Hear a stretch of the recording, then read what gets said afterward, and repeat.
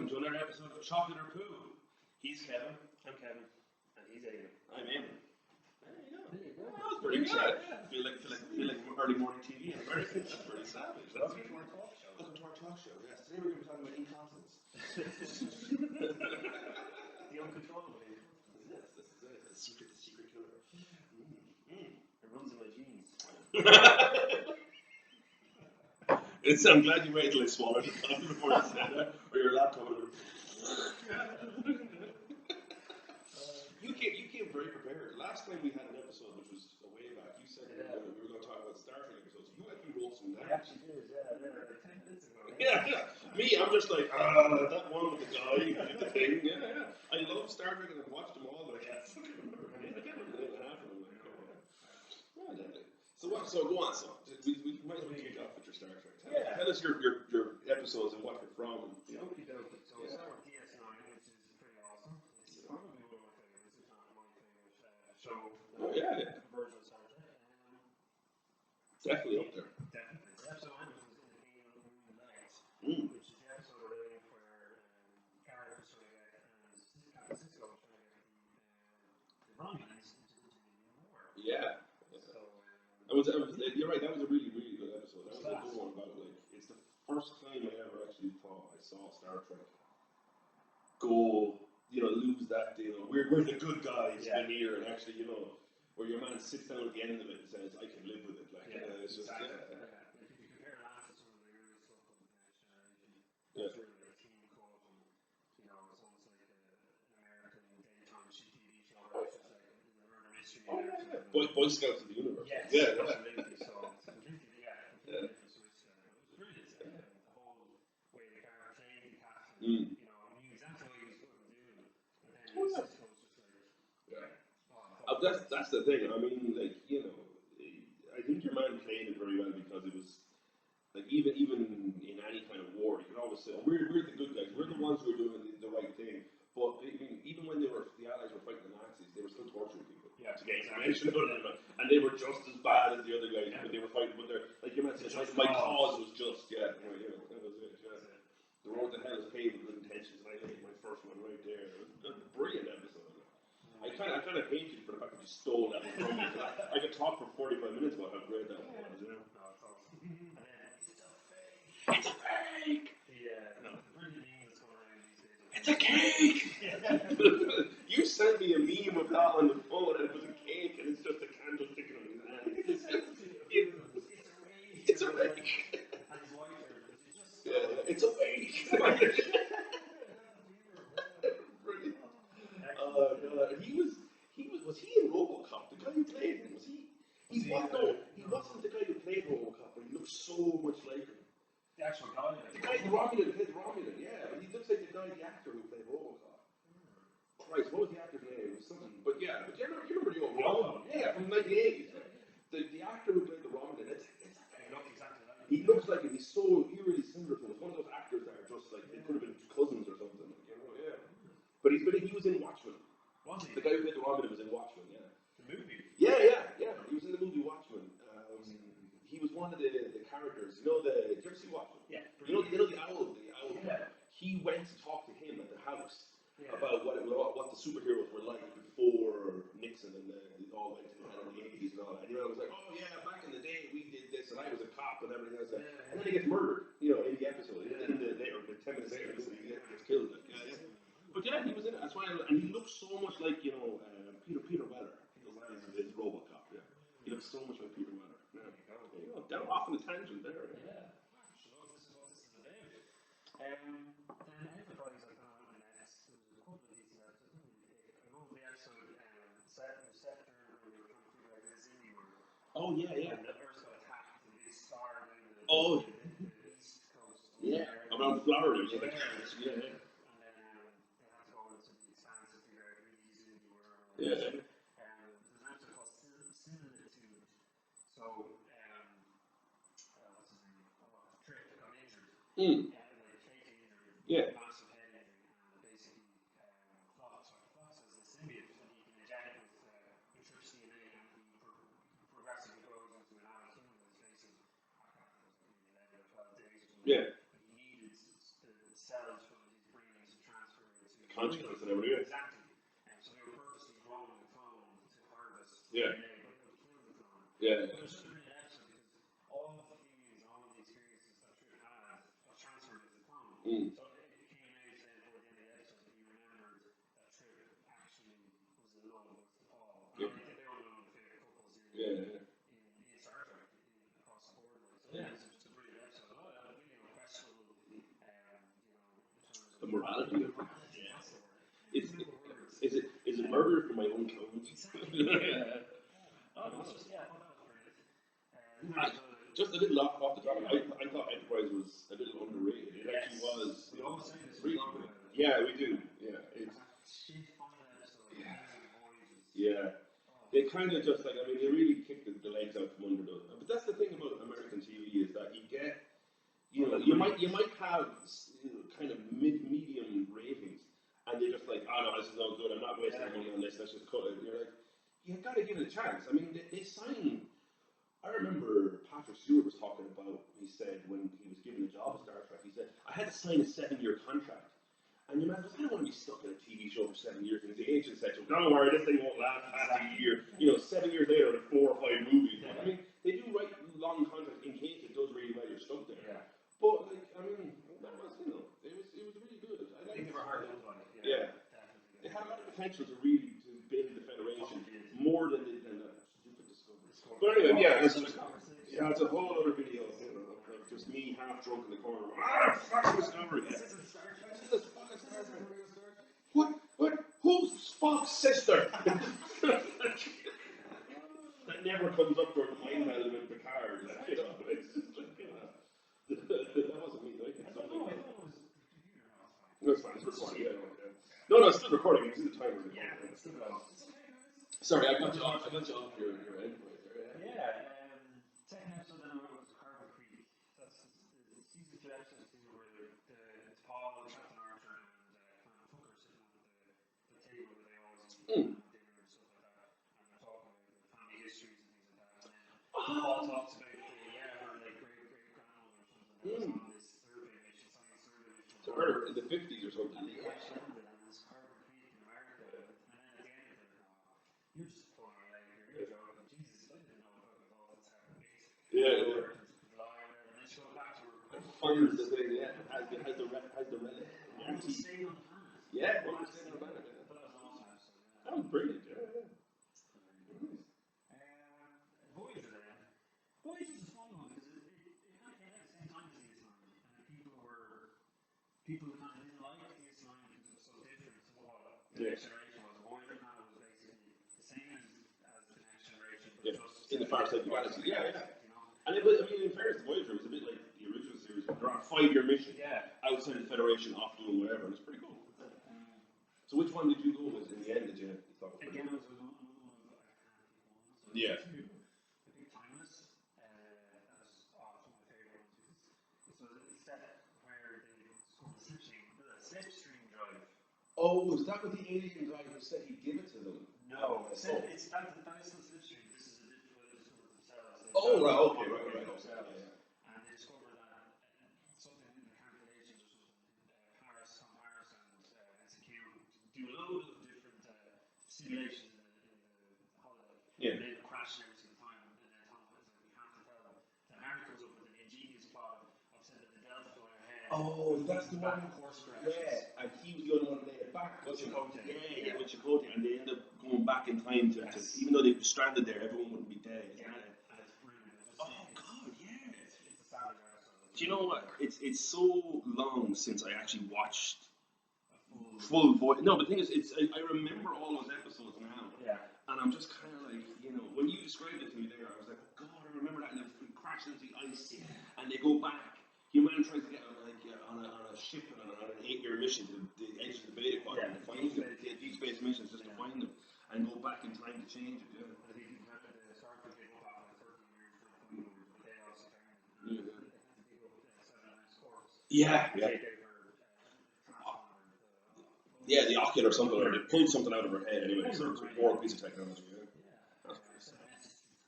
Yes. Oh, that was brilliant episode. That really was. Just like the end, future Harry came and sent a message back and quoted Yeah. younger Harry Yeah.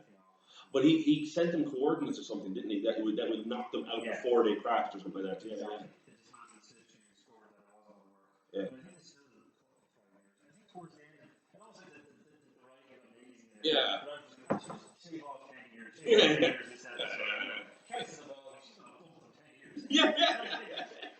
It's going to take us 65 years to get home. Now we did it in 6. What happened to us? Like, boys from the door.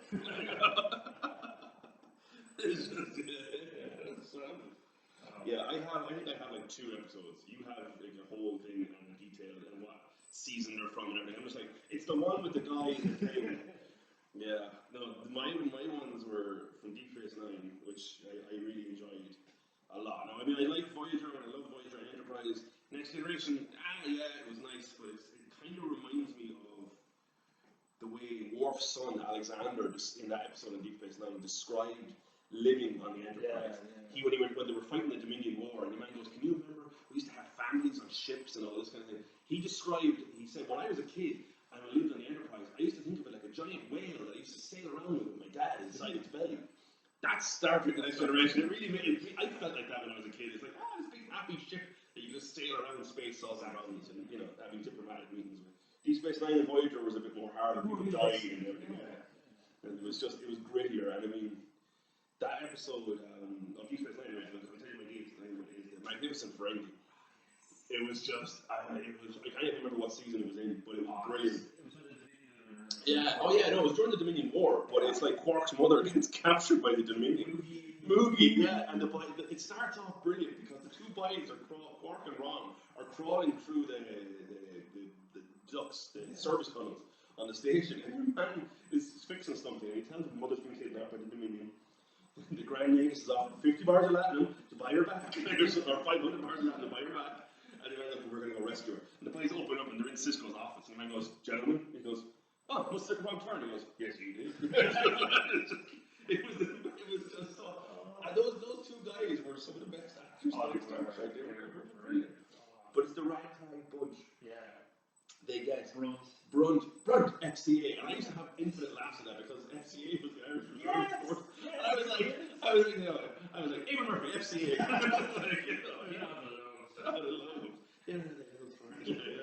But the fact that guy, what was the name of the actor who played Brunt and Wayoon? Jeffrey Combs. I mean, there was a great tweet. Somebody tweeted him, "Did you just play every character on Star Trek just with different makeup?" And he's just like, yeah, Jeffrey Combs was brilliant in that as a coward, and they had Nog and Lek, the psycho. No, he's this hitman assassin who just wanted to kill people. Yeah. No, he just did it for fun. He did it for a challenge. There was brilliant references to him in a book. Oh God, which one was it? I can't remember which book it was. But it was after that episode, obviously, and it had the Ferengi in it. And it was an episode. It was one of the books, the Star Trek books, where they were trying to buy Bishop Orr. Yeah.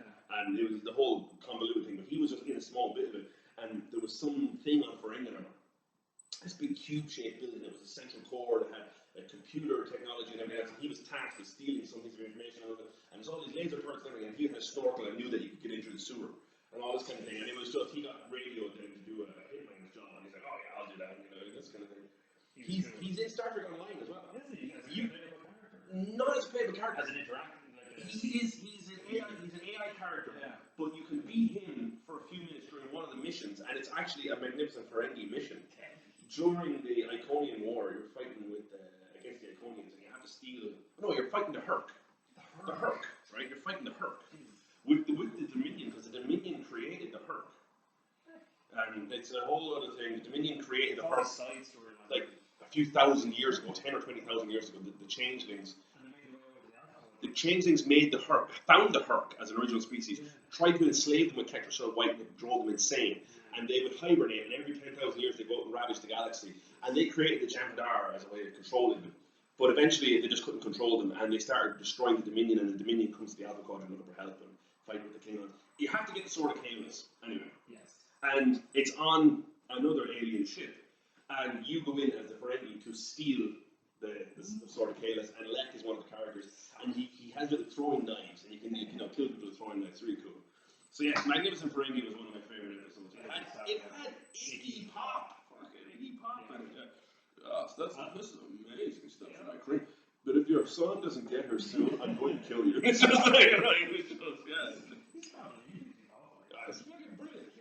Yeah, but I mean, he's obviously a Star Trek fan. Yeah. So, the Magnificent Ferengi, brilliant episode. I thought it was really cool. The guys swap a Vorta for another Vorta. Yeah, and they had reanimated with it. Yeah, even. They had reanimated with it. Yeah. Walking into the wall. And the other one then was, I only have 2 episodes. The other one was from, oh God, it was Voyager, and it was, it wasn't from, it wasn't Scorpion, the one with the Borg, but it was a Borg episode. I'm having a complete brain fart here. I'm not going to remember it until later. But some of my honorable mentions would be an Enterprise, like the Mirror Universe. Yeah, episode. Yeah. Now, don't get me wrong, that's not because of your one who was the communications officer in her uniform. That was nothing to do with it. That literally slapped it. That literally slapped everybody and wore the best Star Trek uniform in history. But it's just because it's funny to see them. Yeah. But I mean, it was almost as close to what you think the Terran Empire really would have been, except for the back. I never understood why they were like the Klingons backstabbing each other for shitty command. You're just like, even the Nazis were like, he's my superior officer. I can get to his right next. Like, I don't have to kill everybody to get there. I mean, it was just like, I love those dark, the darkest timeline episodes. Those Mirror Universe episodes. They are cool. These songs, quite cool as well. Oh yeah, they did. Yeah. There was a funny question on one of the Star Trek fan pages on Facebook. He goes, in the Mirror Universe, are the Borg really good? Perfection through cooperation. They're not assimilating everyone. They're just going on going, come on, we can all be friends here. The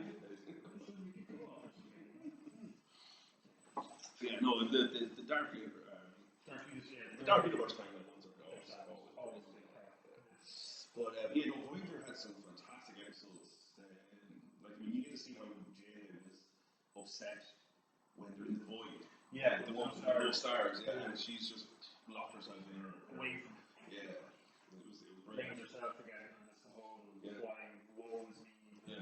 I trapped everybody here for one stupid decision. I could have brought us back home and left them in the Quadrant figure itself out, but no, I had to be, the Federation star. The martyr. Yeah, absolutely. I love Jane. I think she's a brilliant character, and obviously, the character did a lot of things for women in sci-fi. Yeah. And as a leading woman, and it's brilliant. So first female captain, first female engineer. Yeah. Voyager and DS9 had Dax, Kira. Yeah. They had Torres. Like 7-9 was the ubiquitous blonde in the skin tight swimsuit. Yeah. Same with the Enterprise. The cast as well. But they had a lot of strong female characters when I was a kid. And obviously in the next generation, Tasha Yar. She actually, do you know what it was? It was because she wanted more chichi. No, it was she thought her character was a bit one-dimensional. She said, if you just put prop legs behind Picard, that would have been my entire life. Because I wasn't getting face time, I wasn't being asked anything. So they were just like, fine, I'll kill you. And you know, oh, some blob. Yeah, some Tara monster thing. I can't remember the name. Three-letter name or something. But no, I mean, the other episodes of Voyager I like were the one with Lon Suter, where your man tried to figure out why he was murdered. Yes. And then there's the episode where Suter died defending Voyager from the Kazon. Yeah. He gave himself up and then fried everybody. Yeah. There's a character now that it's a serious work on in terms of his development for being like this, just part of the Maquis kind of defected. He was. He's not King Kong New Zealand or something, and Jane wanted because he kept on experiencing badass stuff. Yeah, he was Starfleet, but he got kicked out. Yes. His father was an admiral, he got kicked out for being a bad boy, pilot, whatever, so she wanted him for experiencing that, and then he went after the Maquis with her. So he wasn't really Starfleet, but he's a bit rebellious, but he settled down, like, Roxanne and Dawson. I thought the Doctor on that was the best. Oh, the UNH. Yeah. That's Doctor. Not the sheer. Yeah. Mad face on him. It's just like, He's just, he's hilarious. yeah. He's somebody who knows, I'm really honest to say that I haven't watched a whole lot of original series. Oh, no, I can't. It's too campy. It is. It's just, like, in fairness, look, it set the tone for what was to come. Yeah. It was the product of its time, though. Yeah. Doctor. I'm not a miracle. Yeah, I'm not a miracle worker for that. Oh, yes. Oh, no, I can't remember any reader, but yeah, he was brilliant in it, like. Yeah. And obviously pushed the boundaries in terms of rights for holograms. Oh, yes. I'm not just a computer. No, there was a lot of episodes and characters on Star Trek that I hated as well. You know, the fucking there's been a few Jar Jar Binks of the fucking Star Trek universe as well, like, you know, Broccoli, Mr. Broccoli, yeah. Just leave that steaming turd right there. Yeah. Chocolate or fucking poo, yes, there you are. This is it.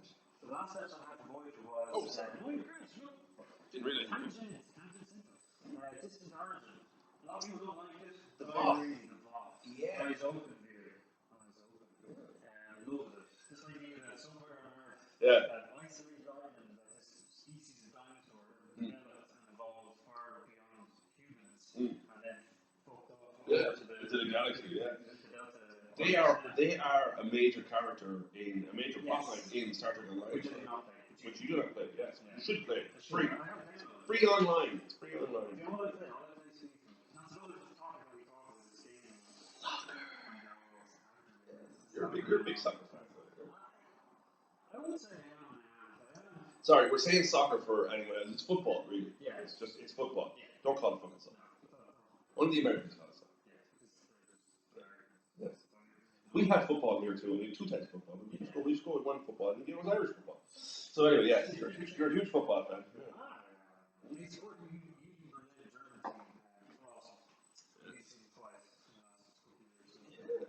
Very cool.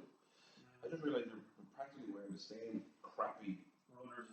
Yeah, from like near the same aisle in the shop. Yeah, I think I paid oh no, I think I paid like €10, maybe €11 for these. Because you know, work. Because for work purposes. No, but for work purposes, I wear cheap clothing. We're filming this somewhere from an undisclosed location, somewhere in the northern hemisphere. No, yeah, you like your football. Yeah. Oh, I love it. Yes, but that's because I play a lot of Call of Duty on video gaming, and I absolutely. I love it. I learned I can't keep up with younger players. I just don't. Yeah, I've become what I hated. I used to be one of those guys who run around with a submachine gun, just like killing everyone, and then I'm like, I can't keep up with young lads. So I'm just going to sit here in the corner and wait for somebody to come in front of me, and I do that now. That's what I do. I get about 8 or 9 kills, and I'm like, yay! I only died once, and then when I shoot someone, it says all I can hear is like, bastard, and I'm like, yay! I've become a camper. I just sit and wait. I'm just like, I'm like an old man now fishing. I'm just like, yeah, a fish will come on. Come to me. The worst part is though when I'm playing the games as a sniper, and it takes me 20 minutes to work my way around the map, and I get finally behind the enemy. Somebody spawns, and I'm like, oh, there's a guy. Bang! I'm like, God damn it! And I die, and I go all the way there. I'm like, fuck! It's just. But yeah, the Voth, going back to the Voth, they're in Star Trek Online, and they're tough out. I mean, there's battles in a Dyson sphere. Yeah. In the Delta Quadrant. There's a Dyson sphere in the Beta Quadrant. The Romulans discovered it's because of the whole Iconians. Yeah. There's a whole plot line with the Iconians, and they come back. Correct me there. Sorry, tangent again. But are the Iconians the last of those portals? Yes. Yeah, according to the gateways. Yeah. They're awesome. They're there. Now, I don't know if the Iconians built the Dyson spheres. Because remember the episode with the original series Scotty that was in Next Generation? Yes. That Dyson sphere kind of thing around the star. It's a planet around the star. So you're talking about those kind of things. Species 8472 was involved, and and all this kind of thing, and they discover a Dyson sphere. The Tholians are digging around on new Romulus because Romulus has been destroyed by the Hobus, crap. And like the Iconians eventually come back, and you end up with the Alliance, which is practically everybody in the Alpha and Beta quadrants, all the major species. For any, Cardassians, Majorans, everybody, even the Gamma quadrant, the Dominion. Because you help them with the Herc. So they're at the table talking with everybody, and the Alliance eventually ends up going to through the portal to. Do you remember the episode in you might know in Next Generation, the one where Worf, Riker, and a couple of other minor Nonian characters got abducted by this species that was bringing them into another parallel and doing the kidney guys. Do the thing with them, and they got them to remember, and they remember the table and everything else. Those guys, they're servants of the Iconians. They're like the changelings and the Jem'Hadar. They use them as a servant species to do experiments and all this kind of stuff. And like with the Romulan homeworld gone, the Tal Shiar are fighting against the New Republic and all this kind of thing. And the Iconians are using those guys, the Tal Shiar, as well as their puppets and all this kind of stuff. So anyway, the Iconians come back. You discover that there's other Dyson spheres through your fight with the Iconians. You get transported to a Dyson sphere in the Delta Quadrant, and the Voth are there. And the Voth want control of it for the Omega particles. They're able to generate Omega particles. Dyson spheres will generate them, so you battle the Voth for all that. Yes, for all this kind of stuff. That's pretty cool. Oh, look, man, you put in 40 hours of it, minimum. As you're saying, you're like mining that is incredible. Oh, yeah, all the time. Now, the thing is, it's a free game. I'm never going to pay money for a free game. You can pay for cosmetic upgrades and things like that to your ship and for physical upgrades and all that kind of thing. But in the end, if you're playing against other players, you set the. What are you? I'm just checking the timer. Oh yeah, no, still. I was looking at going, what are you looking at? I was like, did I miss something? Did something else come in? Yeah, but you can pay for upgrades to your ship. But if you're going to play against other players, which you can play with players against the environment or play against other players in combat, you can set the difficulty. So it doesn't matter if I start out with a ship that's kind of has whatever weapons. If we set it to level 35. And you were like level 90 with your, one shot killing a Borg cube, you're now back to my level. Okay. And we can battle it out. Yeah, and you battle it out a bit. Now there is some things, your ship might be faster, you might be able to turn more and all that kind of thing. You might have a higher spread of torpedoes, but you're still going to do the same damage. So it's kind of cool. So yeah, I'm harvesting the lithium every day and doing little things.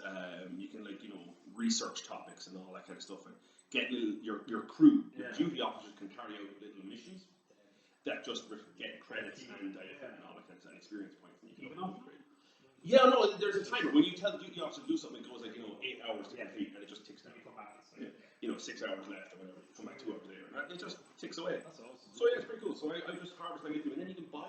When you have enough lithium, you can turn them into the money that's actually real money in the game. You use like PayPal or whatever for in the game.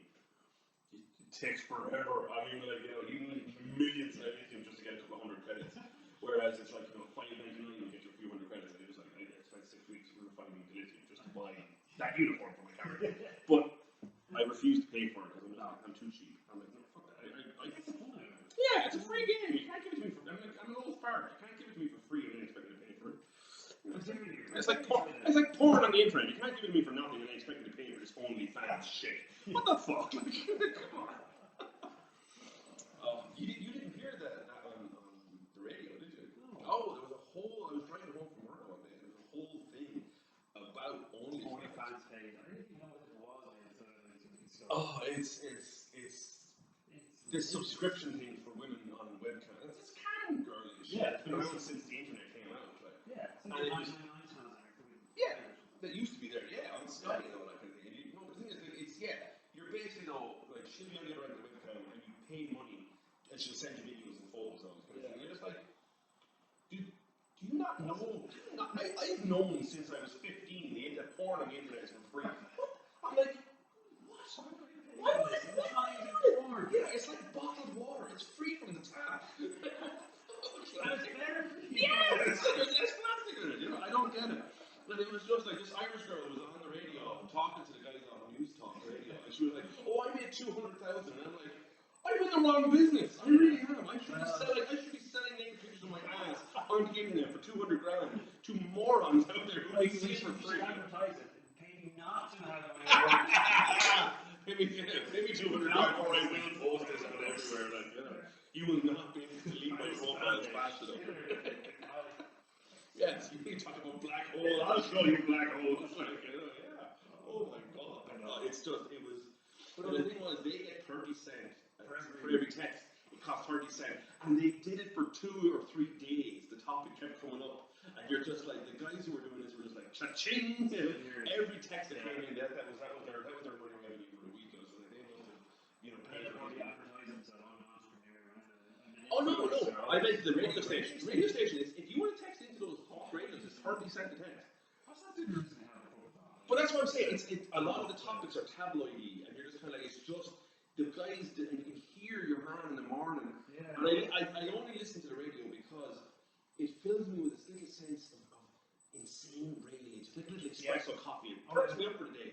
When I hear him say something I know so inflammatory, you hear that little cheeky, is it really wrong that, to be, oh no, it's not Kieran Cuddy. Is it Kieran Cuddy? Or News Talk Radio in the mornings, yeah. It was Shane Coleman and Kieran Cuddy. But Kieran Cuddy, I think, went to the hard shoulder when they got rid of Ivan Yates. Yes. But he left. They didn't renew his contract. So, but he's gone, and the other fella's there, so he has a woman, Kieran Kelly, on in the morning, and the two of them say the most flamboyant shit. And I'm like, yeah, there's another $5 grand just coming in texts from the morning just for people giving out with it. Yeah. That's like, I don't know. Yeah. But that whole thing with the my side, what's called What about the cameras? The cameras. OnlyFans.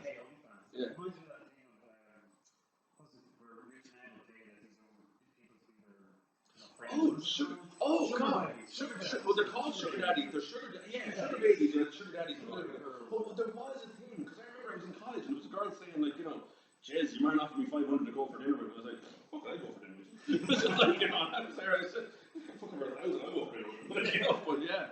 Yeah, no, honest to God. Oh man, it's so creepy. That's just, But, and look, you get all these people, that's very much like, you say it's the PG side, that kind of stuff. It probably is, when you look at all the sex workers that are out there, and people look, I remember I used to work at the Digital Lab, and I used to work in Hotel Dublin, and this, now, not saying it, it's under new management, let's say, it's advertising and something different, umbrella of a hotel chain.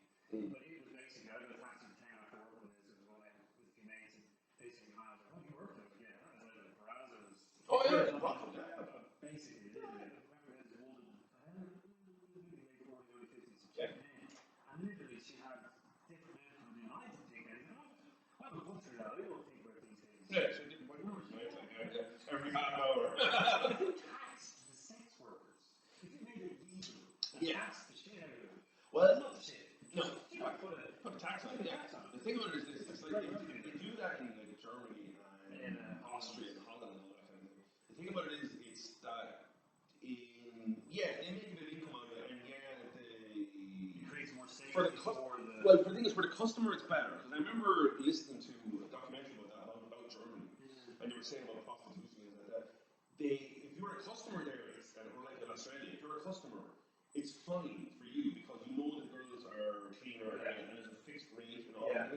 He said, but for the girls, it could be like illegally, if they're doing prostitution, they get, let's say, €80 per customer. Yeah. So if she sees 3 guys in 2 hours, that's 100 and whatever. She's getting like just about less than 200-300 quid between the 3 of you, right? Depending on whatever she does. Let's say it's 100 each.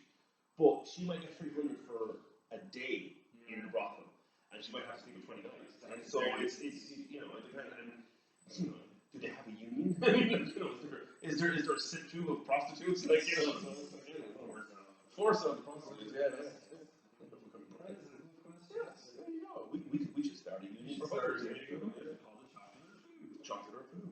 Plus the other thing then is you get all that regulation and everything. You kind of like how much tax do they make out of it? Yeah, you can tax it. There is income to be made from these kind of things for a society. You look at it like you have so many licenses, kind of like alcohol licenses in Ireland. There's no new pubs. There's just a pub closes in the west of Ireland and one's over in Dublin, but there's still the same number of pubs. It just happens to be in different locations. That's all. Because you can't create new pub licenses in Ireland. Yeah. So if there's 5,000 pubs in Ireland, there will always be 5,000 pubs. Exactly. Which is one of the things I don't like about this whole whinging about the COVID. Oh, we're losing our business and everything else and all this kind of thing. You know what? Yeah, some people go out of business, but you know what? You'll sell your license and another guy will open them because people are always going to drink. Yeah. And this virus will not last forever. It's like fucking influenza. Eventually, the cure will be found. Exactly.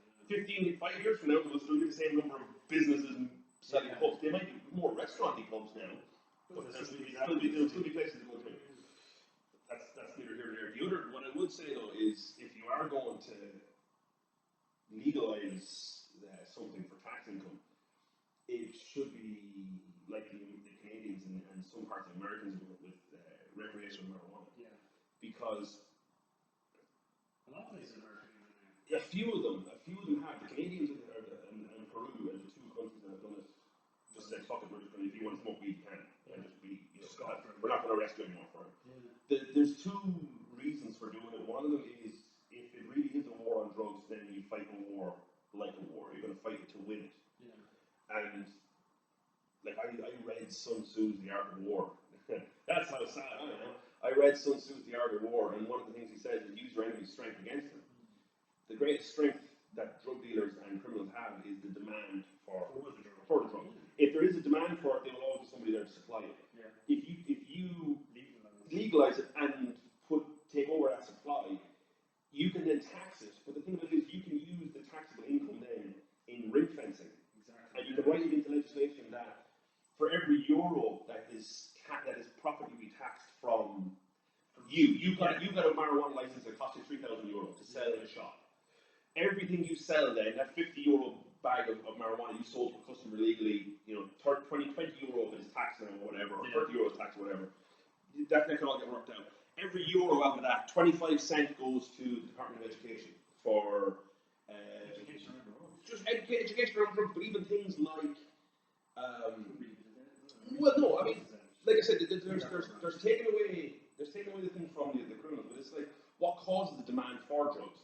Poverty, and deprivation. Yeah. So if you put 25 cents out of every euro in the Department of Education, it could be things like breakfast club for kids who might not get a dinner or a breakfast. Yes, that kind of thing. Improving the quality of schools, hiring more teachers and everything else, so that there is no. Remember the whole Leaving Cert thing we heard recently about? Higher paid schools and more depraved schools. And why is there lesser grade schools? Why not build them all? Why not build more schools and have less students in the classrooms and have more teachers? And so every euro for that, because if you improve the education of people, they're less likely to become drug addicts. Healthcare, put another 25 cents in that to rehabilitation, to primary healthcare centres, to addiction services, to NA, GA, AA, whatever. Make all those kind of things available.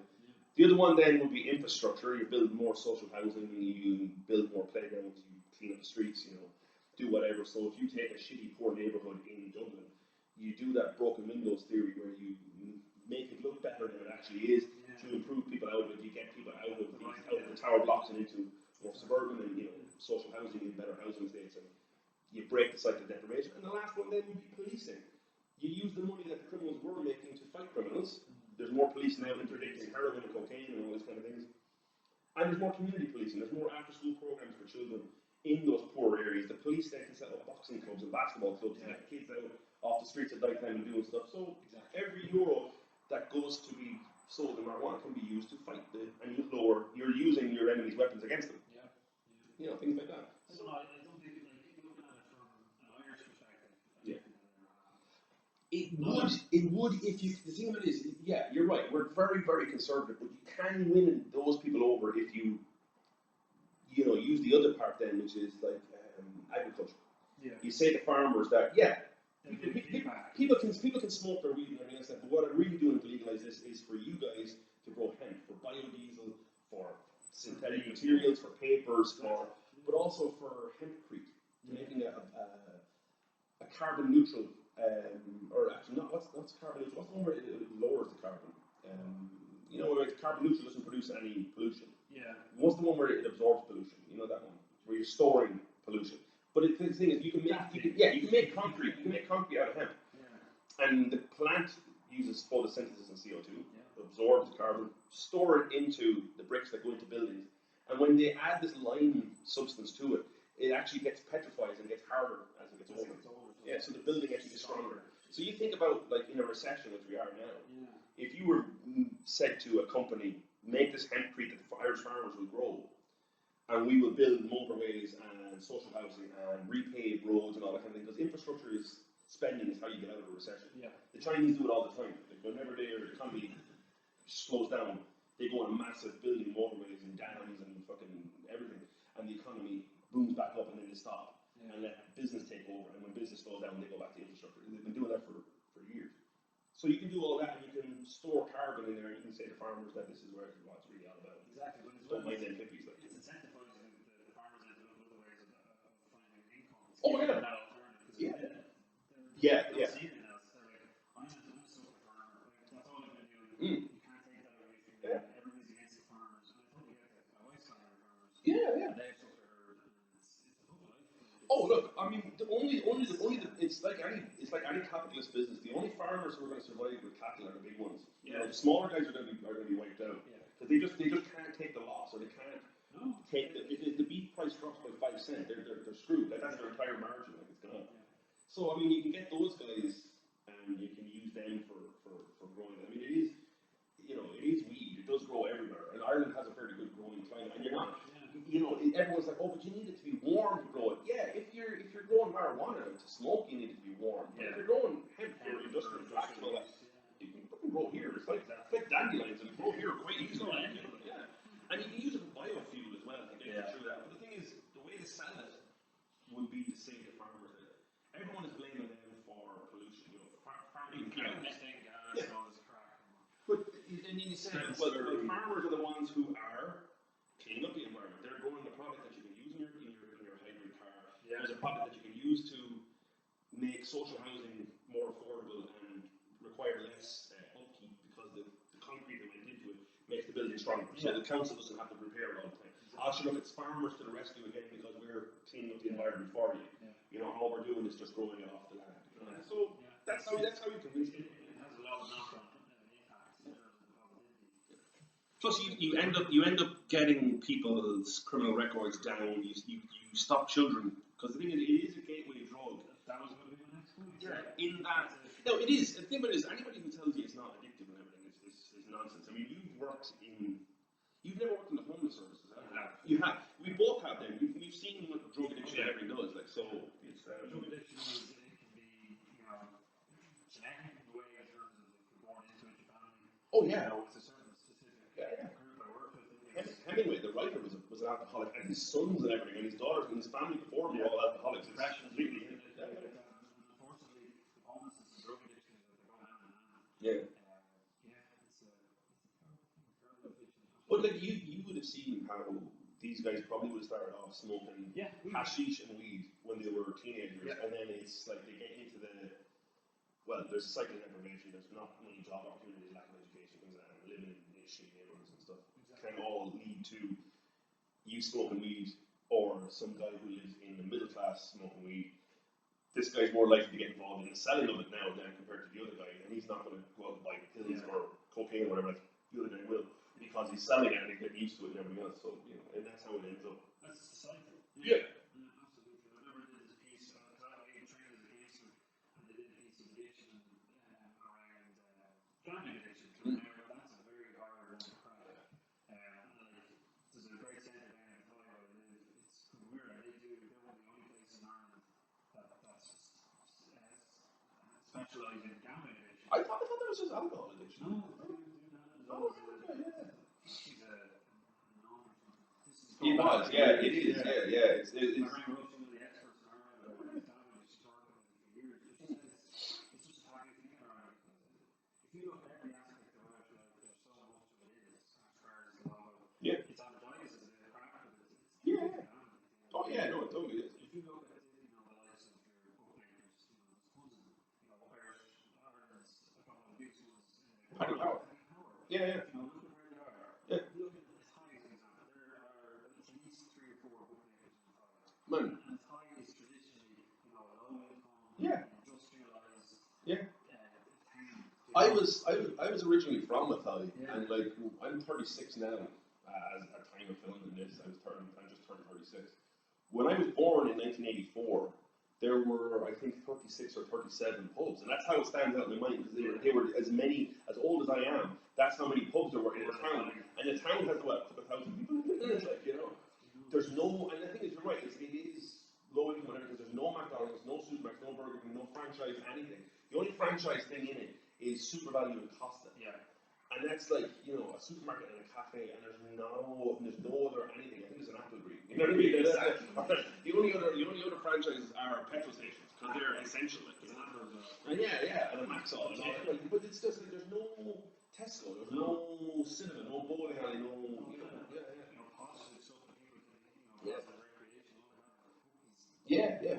Bookies and chip shops and the pub, like, and that was it. People looking overweight and so easy.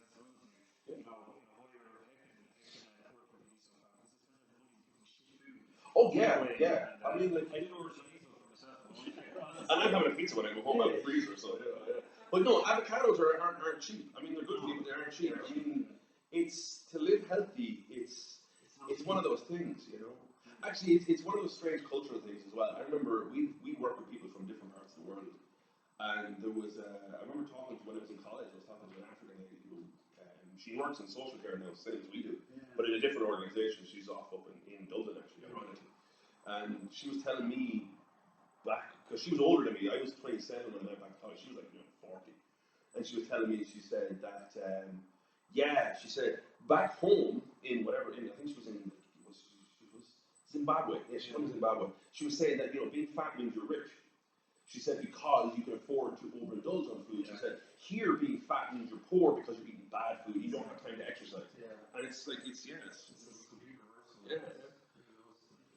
But look, I mean, the thing is, it's one of those hard policies to sell. I mean, prostitution and drugs are brought us into this conversation. It's hard to sell them because again, you'll always have the pastor's wife from The Simpsons going, somebody think of the children. But the thing is, nobody's thinking of the children because you and I have met them when they became adults living in those shitty parts of Dublin who grew up from children to become drug addicts and homeless on the street. And you kind of think of yourself, you really do need to, you know, there's no quick fix to it. You need to turn, if you are fighting, like I said, if you are going to fight a war on drugs, you got to fight it to win it. And that sometimes means getting in the dirt. And, you know, and like, you know, you might agree or disagree with someone's right to consume marijuana. I mean, I couldn't give a shit if you do it. The only thing is, it would be, for me, when if they were to legalize it, you'd have to have strict leg break.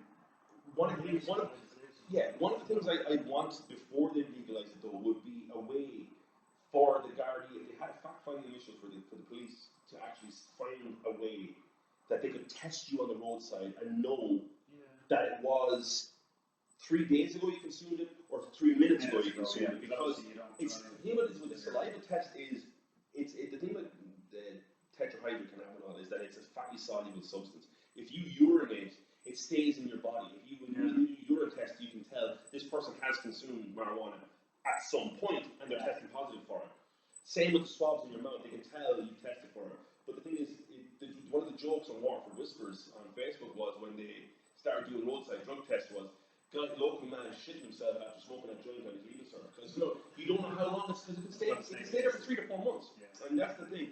Once you can legally say without a doubt scientifically that with the test this guy consumed it an hour ago and behind the wheel of a car now on the Dublin road, then I would happily see it legalized. If you can't guarantee that, it leaves it too open to abuse. Because if I was to smoke it on a Saturday and then drive to work Monday morning having had 30 odd hours between when I consumed that intoxicating substance driving, I should be legally safe to do so. But if they test it and say, well, you've consumed it, you're screwed. And that's the thing. It's like alcohol. There's a time limit between when you can take your last drink and when you should be in the car. It should. If you can do that, then that's fine. Yeah. But if you can't test it, then no, it's no point. A huge amount of work put into the just up to the wall Oh no, I mean, strictly over 21. Oh yeah, like in America, those places, if you come in, you have to show, I think, your driver's license. Yeah. And like, if Eammon comes in and buys this, I can only sell you 10, 12, 12 grams. And I've written, you know, your name's on the computer and you can't buy more than that from the shop. The database, yes. That should be like a centralized database. There should be places that sell it and say, oh, you reached your quota for today or this for the day. You can't buy more than 10 or 12 grams from each shop, you know, that kind of thing. It's like the chemist with the paracetamol, you can't buy more than one pack. That kind of thing, absolutely. And again, like I said, if you ring fence the money and say this money has to go towards anti-drug programs with the police, including just buying better gear for the cops, new cars, interdiction helicopters, or you know, whatever, even down to the probation service and the prison service rehabilitation programs in the Department of Justice. 25 cents on every euro goes towards that. 25 cents goes to improving education and things like that, infrastructure to get people out of poverty, and then healthcare.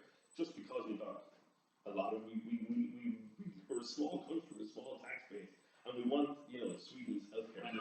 We only have like. What have we got? We've got barely about 1.5 million people working and 4.5 million, you know, and it's like, that's not a lot of money to go everywhere, you know, but if you can, you know, even just improving a public healthcare, primary healthcare centre for every town would alleviate the A&E.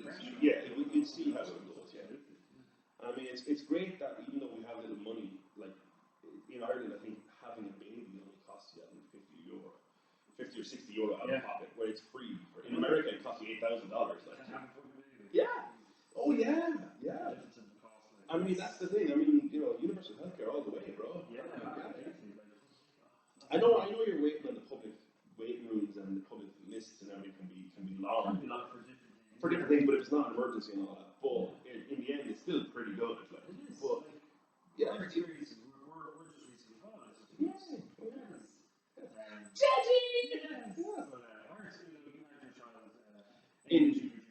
Yes, I do. In Portage, yeah. And the thing was, it was funny, and I mean, it was grand. I mean,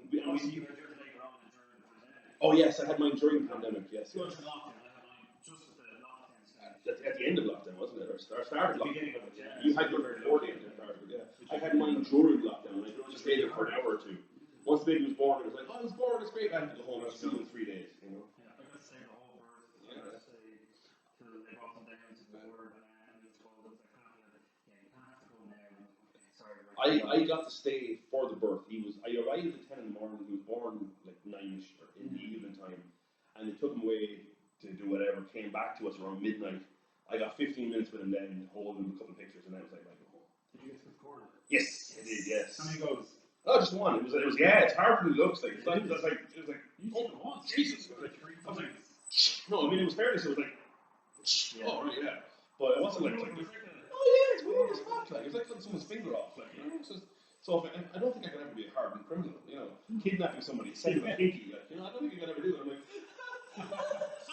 oh God, I can't do it. Just go home. Just go home. Don't look at my face.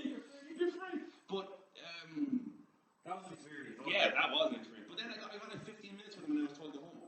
And she stayed for a day or two in the hospital, and then I came and picked them up, and that was it.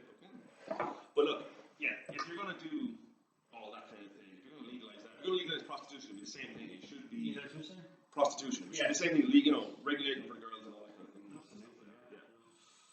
So, guns, would you legalize? Since we're grabbing the electrical wire of taboo topics, let's go full flood into it. We started off with Star Trek. Now we're talking about drug policy and changing the world. Yeah. Guns don't kill people. People kill people. Which is true. People with guns are the ones killing people. They're not having guns. I don't get the whole thing of you know, the Americans say that the person wants Second Amendment. The right to bear arms. The thing about it is their Second Amendment. To bear arms. Yes, but bear arms. I meant actual bear arms. Yeah. No, the thing with it is they're always like the right to bear arms. Yeah. But it's not the whole paragraph. It's an actual paragraph.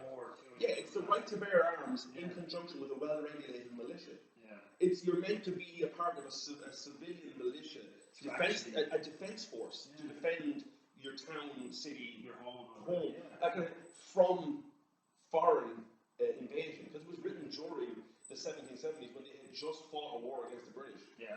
Well, the thing about it is they try to say, oh, it's a war of independence. It was a civil war. They were British themselves. Yeah. Exactly. It was a civil war of the separation from the United Kingdom. But anyway, but the thing was, and the British did re-invade in 1812 and burned the White House to the ground. You know, they burned Washington. Yeah.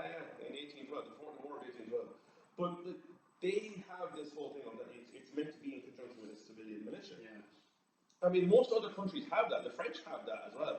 It's like Ireland has that. There's the permanent defence forces, and then there's the reserve defence forces, and then there's the police. So most societies have that. The Swiss have it as well. Like, they have a citizens militia, national service. Every man goes in and gets assaulted. But I don't know. I mean,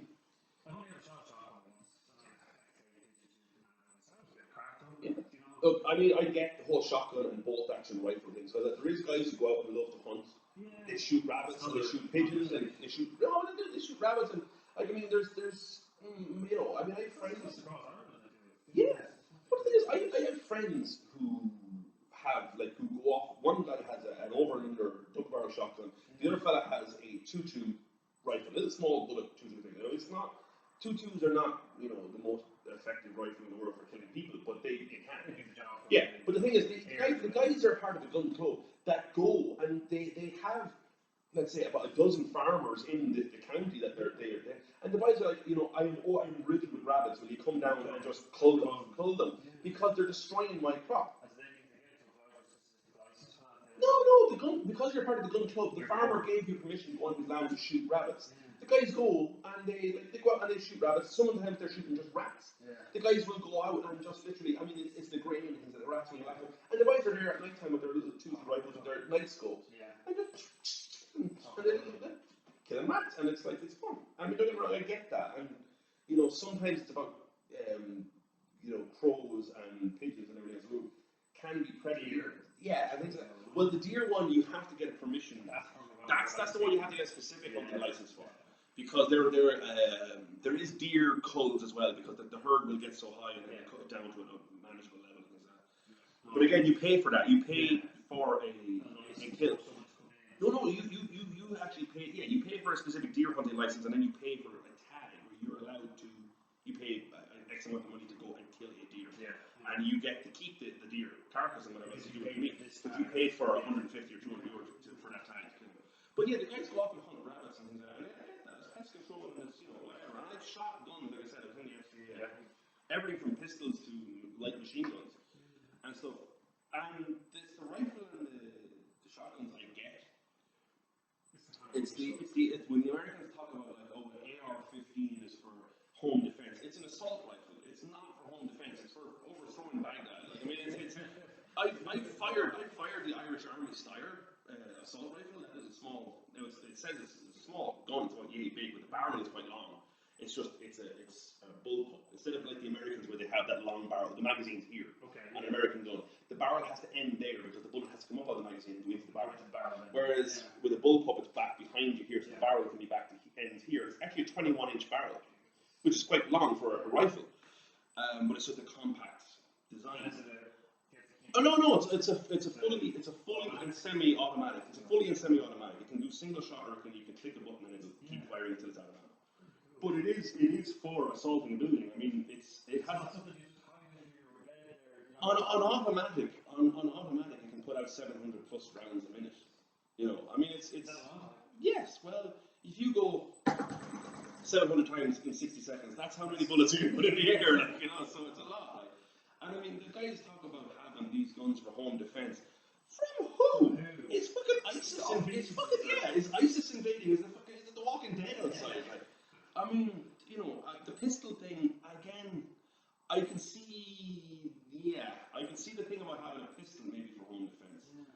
A 9mm pistol. Yeah, no, I could probably, to be honest, I get on board something like that because I think against like legalizing drugs or something like that, you need the infrastructure, you need the regulations in place to say. Plus the other thing is, research back that up then. The thing about it is if you live in a more peaceful society, you live in a more safer society. Because now we are married and we do have a baby. Your whole perspective on the world changed. And the thing about it is you kind of think to yourself, I'm not Mr. Muscle, but I can handle myself enough. But if 2 or 3 guys come into the house, I've got a wife and kid upstairs, and if they're robbing the place and whatever else, I don't know what's going through that crackhead, heroin addict, who's robbing my place. Is he going to kill me, rape my wife, and kill my kid? Like, and you kind of think, I will kill you. And I know you can defend yourself in your home now in Ireland and everything else like that, but yeah, having a 9mm pistol. But I don't think I need an assault rifle, to just, Rambo mowing down everybody. I think just like, bang, he's dead, you get out of the house, yeah.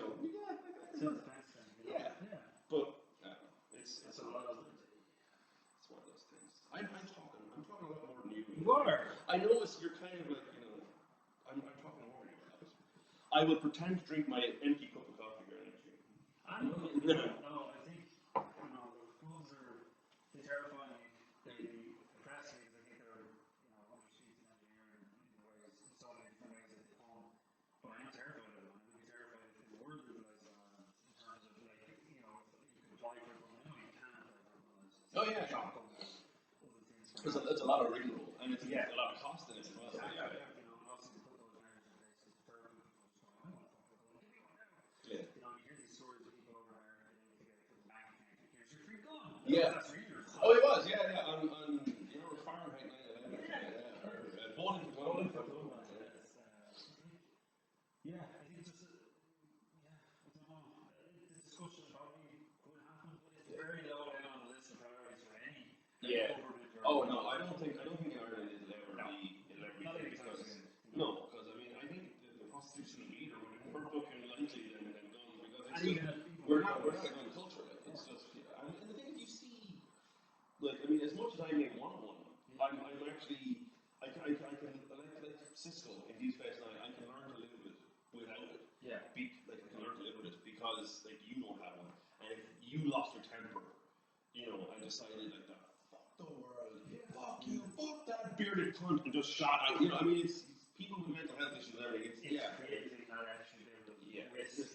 Because I feel then if anybody can have one, I feel I must have one then because it's like nuclear weapons. It's a deterrent. Like the next news phone. Yeah. No, it's deterrent. I mean, if any scumbag can have a gun legally, then I have to have one because now I'm at a disadvantage. I'm at a disadvantage. Somebody can come along and whatever. But in a society where you are unarmed, then you're a bit safer. I know you can always say 3 guys can come to your house and rob you with baseball bats or hurley. Yeah, but that can happen anyway. I mean, exactly. If we're legal, they can still do that. But so there you go. So that's it. Yes. We touched on. We have. We're just over an hour, so. Just over an hour, yeah. We'll probably. Oh yeah, we're definitely not going to head. You got to go pick up your Chinese. I do. Yes. That's be delivered, so it's not too bad. Oh, that's okay. Yes. It won't all be eaten by the time you get it. But before we play our end music, what will we talk about for the next one? That's just what I was going to get there. So, we'll come up with a couple of things that we'll pick up on for the next one. Next week. We'll try and do a weekly one. Yes. That's what we're having. A lot better than our first one. Oh. So this is technically episode 2. Technically episode 2, but it's the first really good one. Yeah, exactly. I don't know. We'll see. Pros and cons of sex toys. I mean, whatever you stick it in these. No, I thought what would be really good is if we each picked a TV show that might know something involved. So okay. Ooh. Well, the thing about it is, it's finding out what platforms do you have to watch. Oh, well, I have Amazon Prime, Netflix, that's it. Oh, Disney Plus. Have you watched Mandalorian? No. Watch Mandalorian then. There, I have made my choice for you. Perfect. Well, now I'll give you a choice. Okay. You can either watch the first series of Mandalorian, or an episode or 2 of it, just tell me what you think of it, or watch Archer on Netflix. Archer is.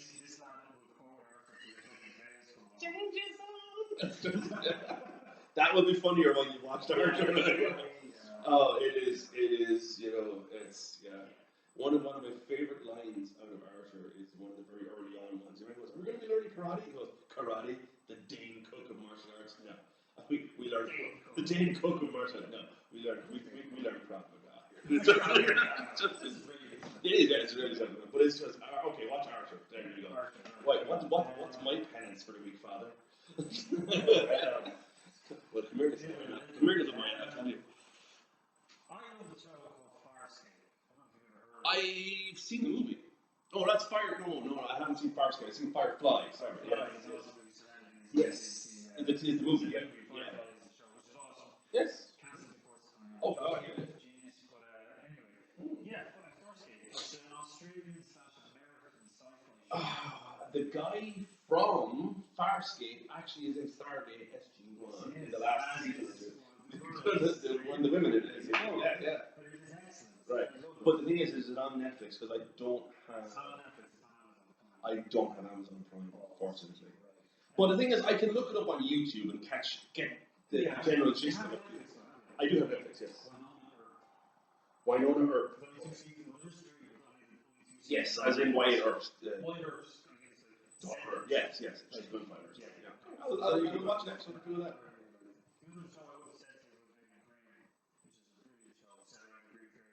Yeah. Oh, okay. Oh, they're not paying for it. Yeah. I'll watch Winona Earp. Concludes this week's episode of Chocolate. Yes. And as always, don't forget to flush. Yeah, there you go. Play me out, Sam.